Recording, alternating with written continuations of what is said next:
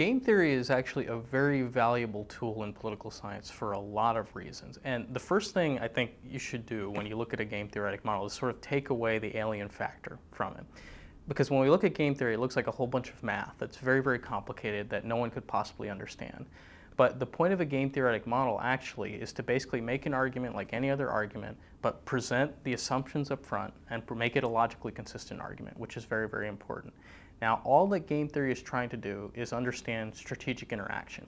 And the way you can kind of think about this is if you think about chess or football or any game where you as a coach or you as a player are playing against another one, and both of you are trying to achieve something. So if we think about it in terms of a football game, if I'm an offensive coordinator and I run a certain play, I can't just run the same play over and over and over again. I have to think, if I run this play, what is the defensive coordinator on the other side going to do?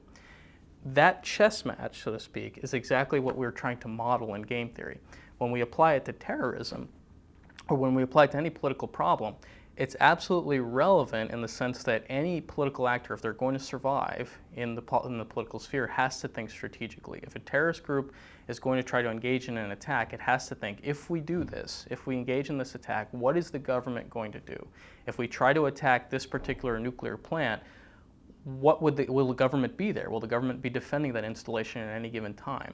Right, so thinking strategically and thinking in terms of, if I take this move, what will my opponent do?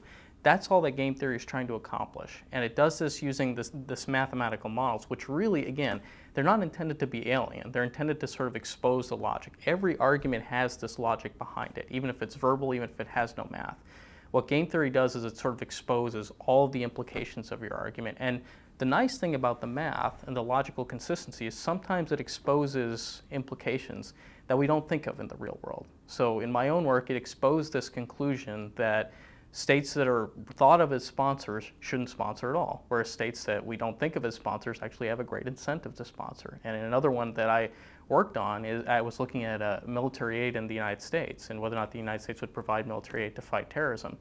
What we established in that game theoretic model is that if the United States provides military aid to a certain state because they have a terrorism problem, they have an incentive to keep having a terrorism problem, right? Which is not something we normally think about without the game theory, right? But we can establish that through the logic, and we can establish the assumptions, and we can have a very, very clear model, and then we can then use those very clear implications to test things, which is really, really valuable. So studying strategic interaction, it's the heart of all politics, I would say. It's the heart of studying international relations. It's the heart of studying strategic behavior in the United States amongst politicians. And even if we just look at elections, politicians behave strategically. They try to decide where to compete, what states to compete in. Should they contest one state? Should they not contest one state?